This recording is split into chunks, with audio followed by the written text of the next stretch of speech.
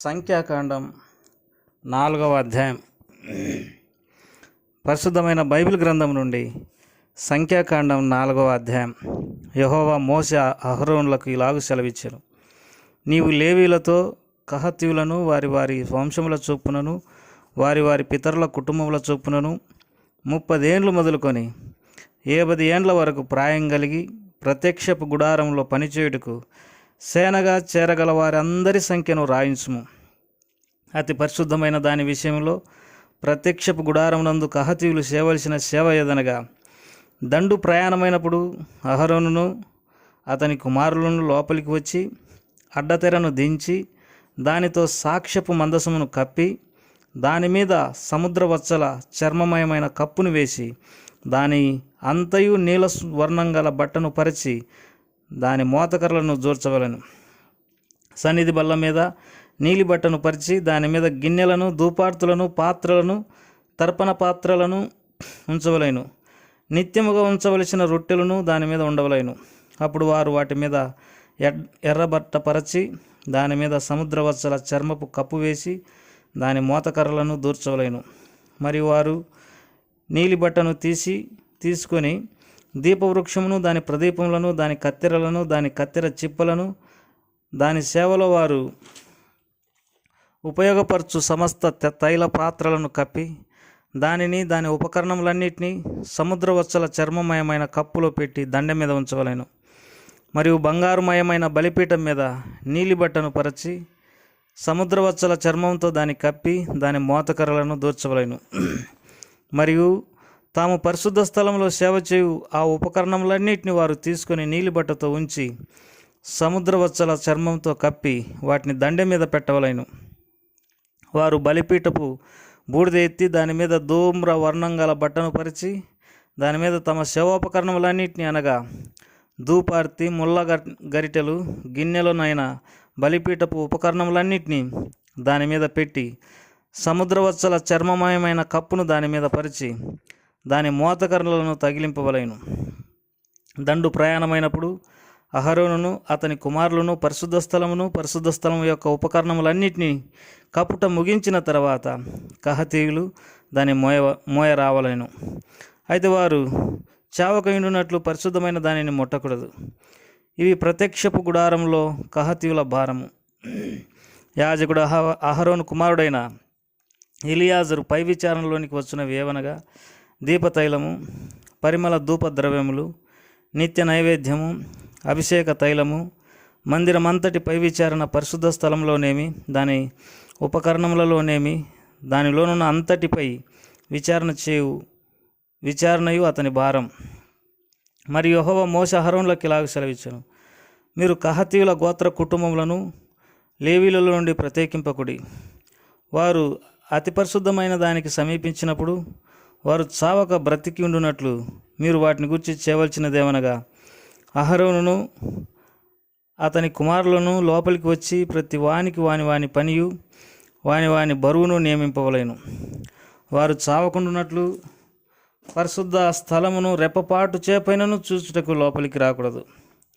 మరియు యెహోవా మోషేకి ఇలాగ సెలవిచ్చెను. గెర్షోనీయులను వారి వారి పితరుల కుటుంబముల చొప్పునను వారి వారి వంశముల చొప్పునను లెక్కించి సంఖ్యను రాయించుము. 30 ఏండ్లు మొదలుకొని 50 ఏండ్ల వరకు వయస్సు కలిగి ప్రత్యక్షపు గుడారంలో సేవ చేయుటకు సేనలో చేరు వారందరికీ లెక్కింపవలేను. పనిచేయుటయు మోతలు మోయుటయు గెర్షోనీయుల సేవ. వారు మందిరం యొక్క తెరలను, ప్రత్యక్షపు గుడారమును, దాని పైకప్పును, దాని పైనున్న సముద్రవత్సల చర్మమయమైన పైకప్పును, ప్రత్యక్షపు గుడారం యొక్క ద్వారపు తెరను, ప్రాకార తెరలను, మందిరం చుట్టూను బలిపీఠం చుట్టూను ఉండు ప్రాకారపు గవిని ద్వారపు తెరలను, వాటి తాళ్లను, వాటి సేవా సంబంధమైన ఉపకరణములన్నింటినీ వాటి కొరకు చేయబడినది యావత్తును పని చేయుచు రావలేను. గెర్షోనీయుల పని అంతయు అనగా తాము మోయు వాటినన్నిటినీ చేయు పని అంతటిని అహరోను యొక్కయు అతని కుమారుల యొక్క ఈ నోటి మాట చొప్పున జరగవలేను. వారు జరుపు వాటినన్నింటినీ జాగ్రత్తగా చూసుకొనవలెనని వారికి ఆజ్ఞాపింపవలేను. ప్రత్యక్షపు గుడారంలో గెర్షోనీయుల యొక్క పని ఇది. వారు పని చేయుచు యాజకుడు అహరోను కుమారుడైన ఈతామారు చేతి క్రింద నుండవలేను. మెరారీయులను వారి వారి వంశముల చొప్పునను వారి వారి పితరుల కుటుంబముల చొప్పునను లెక్కింపవలెను. 30 ఏండ్లు మొదలుకొని 50 ఏండ్ల వరకు వయసు కలిగి ప్రత్యక్ష గుడారంలో పనిచేయుటకు సేనగా చేరు వారందరినీ లెక్కింపవలెను.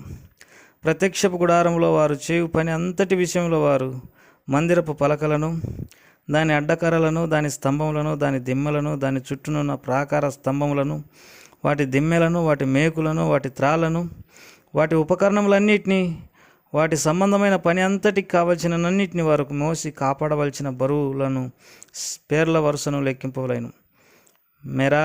మెరారీయుల వంశములు ప్రత్యక్ష గుడారంలో యాజకుడగు అహరోను కుమారుడైన ఈతామారు చేతి క్రింద చేయవలసిన సేవ ఇది.